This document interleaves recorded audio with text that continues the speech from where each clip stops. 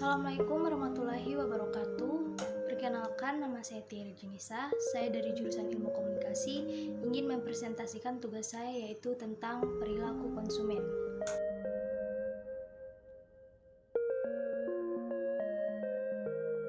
Yang pertama yaitu proses keputusan konsumen. 5 tahapan dalam proses pengambilan keputusan oleh konsumen. Yang pertama yaitu pengenalan masalah, pencairan informasi, evaluasi alternatif, keputusan pembelian, dan evaluasi naskah pembelian.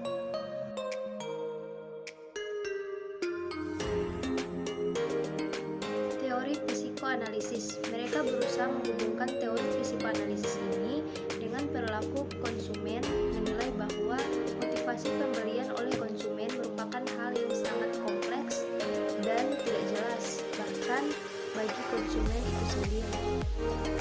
Ia mengasumsikan bahwa kekuatan psikologis yang membentuk perilaku manusia itu sebagian besar tidak disadari, dan bahwa seseorang tidak dapat memahami motivasi dirinya sendiri secara menyeluruh.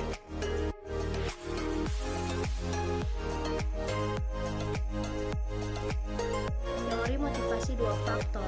Teori motivasi memiliki dua implikasi. Yang pertama, penjualan harus berusaha sebaik-baiknya untuk menghindari ketidakpuasan karena bisa dengan mudah menyebabkan produk tidak terjual.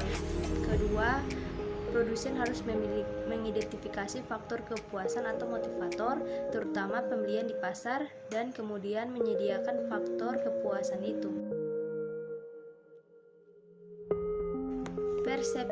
Persepsi adalah suatu proses individual yang sangat bergantung pada faktor-faktor internal seperti kepercayaan, pengalaman, kebutuhan, suasana hati, serta harapan. Proses persepsi juga dipengaruhi oleh karakteristik stimulus atau ukuran warna dan intensitas, serta konteks di mana stimulus itu dilihat dan didengar.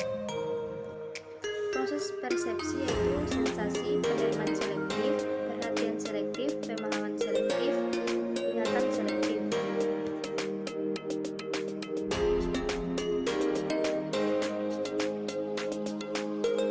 Evaluasi alternatif.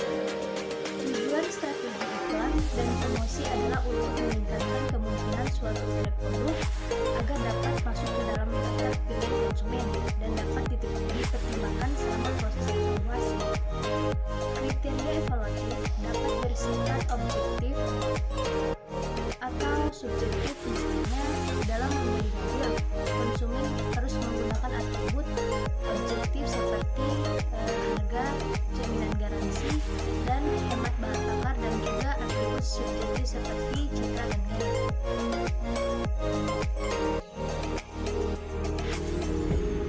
Konsekuensi dalam proses ini memiliki dua proses. Yang pertama, proses bagaimana sikap konsumen terbentuk, digunakan, dan berubah. Kedua, aturan keputusan atau strategi integras yang digunakan konsumen untuk membandingkan merek dan membuat keputusan pembelian.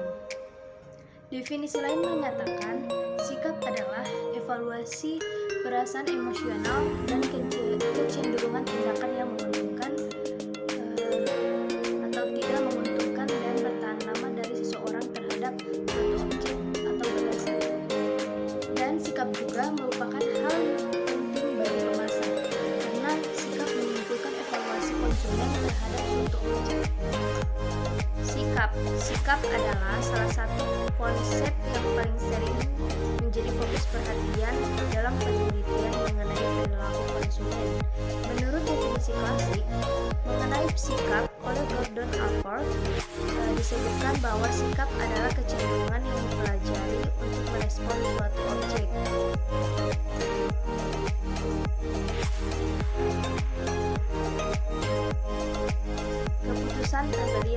Keputusan pembelian adalah tahap selanjutnya setelah adanya niat atau keinginan membeli. Namun, keputusan pembelian adalah tidak sama dengan pembelian yang sebenarnya.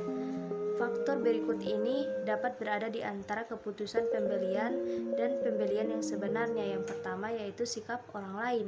Sejauh mana sikap orang lain mengurangi sikap alternatif yang disukai seseorang akan bergantung pada dua hal, yaitu intensitas sikap negatif orang lain terhadap yang disukai konsumen, dan kedua, motivasi konsumen untuk memiliki keinginan orang lain. Yang kedua, situasi yang tidak terantisipasi adalah faktor situasi yang tidak terantisipasi yang dapat muncul dan mengubah niat pembelian. Yang ketiga, risiko yang dirasakan. Keputusan konsumen untuk memodifikasi, menunda, atau menghindari keputusan pembelian sangat dipengaruhi oleh risiko yang dirasakan.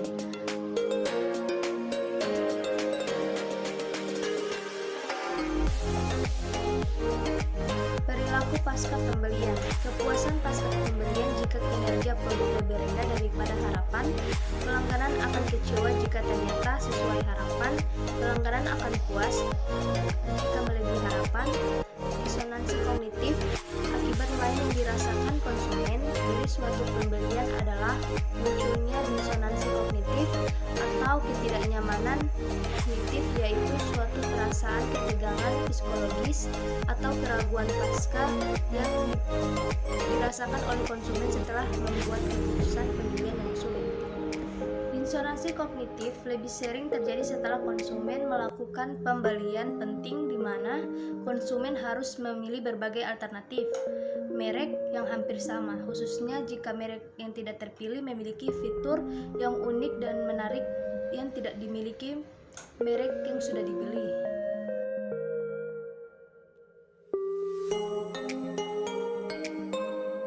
Pasar saat ini juga menyadari pentingnya melakukan komunikasi pasca pembelian.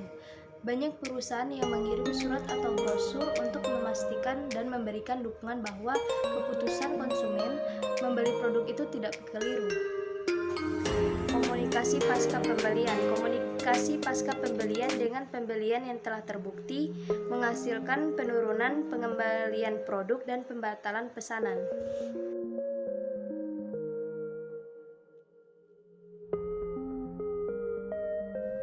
Pembelajaran konsumen.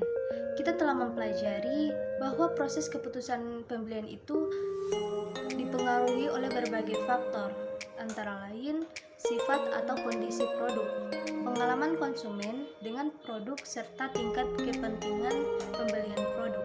Pembelajaran konsumen didefinisikan sebagai proses yang mana individu menerima pengetahuan dan pengalaman dari pembelian dan konsumsi yang mereka gunakan untuk perilaku yang berhubungan di masa depan. Dua pendekatan dasar terhadap proses pembelajaran ini adalah teori pembelajaran perilaku dan teori pembelajaran kognitif.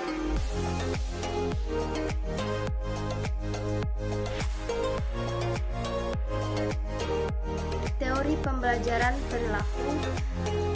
Teori ini berasumsi bahwa pembelajaran adalah suatu proses asosiatif dengan suatu hubungan yang sudah ada antara stimuli dan respon. Terdapat dua konsep yang relevan bagi pemasar dalam menggunakan penguatan melalui strategi promosi, yaitu yang pertama, jadwal penguatan, dan kedua, shopping bentuk penguatan.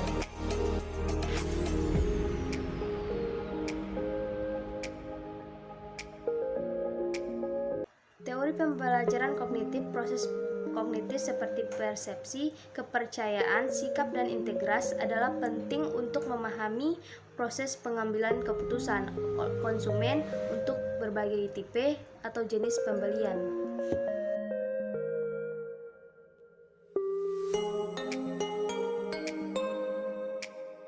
Faktor sosial. Selain faktor budaya, perilaku seorang konsumen dipengaruhi oleh faktor-faktor sosial seperti kelompok acuan, keluarga, serta peran dalam status sosial. Kelompok acuan. Seseorang terdiri dari semua kelompok yang memiliki pengaruh langsung atau tatap muka atau tidak langsung terhadap sikap atau perilaku individu. Dan keluarga merupakan organisasi pembelian paling penting dalam masyarakat yang telah menjadi objek penelitian yang luas.